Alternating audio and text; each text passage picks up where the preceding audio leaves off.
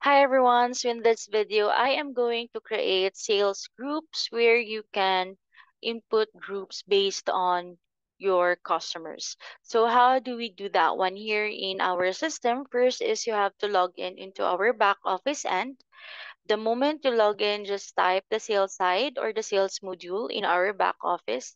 And here below, you can tap sales groups. So I have sample groups here based on business or based on the customer. We have large, medium, and small. I wanted to add another group, probably resellers, wholesalers, distributors, and many more. So you just tap the name, input the name of the group, and then tap add new. So if you also wanted to edit, you can just click this pencil icon, edit, and then update. Or if you want to delete, you can just tap the delete icon for this one. So this is how we do, or this is how we add the sales group here in the back office side.